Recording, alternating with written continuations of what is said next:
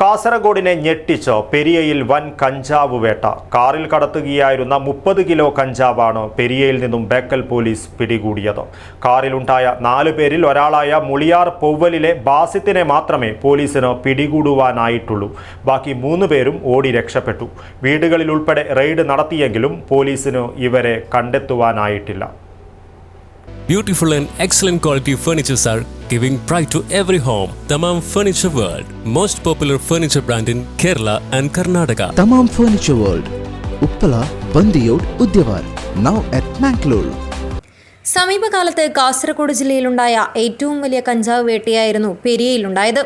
കാറിൽ കഞ്ചാവ് കടത്തുന്നുണ്ടെന്ന രഹസ്യ വിവരത്തെ തുടർന്നാണ് Bekal DYSP V Manoj, inspector KP Shine എന്നിവരുടെ നിർദ്ദേശപ്രകാരം SIമാരായ ബാവ അക്കരക്കാരൻ, അജയ്, CPOമാരായ വിനീഷ്, സാജൻ എന്നിവരുടെ നേതൃത്വത്തിലായിരുന്നു പെരിയ കുണിയ ദേശീയപാതയിൽ നിന്നും 30 കിലോ കഞ്ചാവ് പിടികൂടിയത്.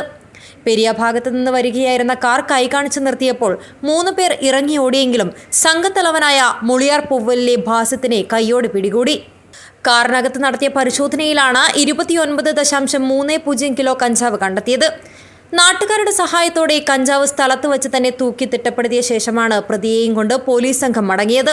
അതേസമയം കഞ്ചാവ് കടത്തിന് ഉപയോഗിച്ച കാറിൽ നിന്ന് രക്ഷപ്പെട്ട പ്രതികളിൽ 2 പേരുടെ മൊബൈൽ ഫോണുകൾ പോലീസ് കണ്ടെടുത്തു. ഈ ഫോണുകൾ സൈബർ പോലീസിന്റെ സഹായത്തോടെ പരിശോധിച്ചു വരികയാണ്.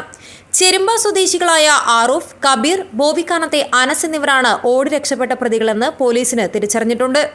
വീടുകളിൽ ഉൾപ്പെടെ റെയ്ഡ് നടത്തിയെങ്കിലും പോലീസിന് ഇവരെ കണ്ടെത്താനായിട്ടില്ല. അറസ്റ്റിലായ ബാസിത്തിനെതിരെ രഹസ്യാന്വേഷണ വിഭാഗങ്ങൾ നേരത്തെ റിപ്പോർട്ടുകൾ നൽകിയിരുന്നതായുള്ള വിവരവും പുറത്തുവരുന്നുണ്ട്.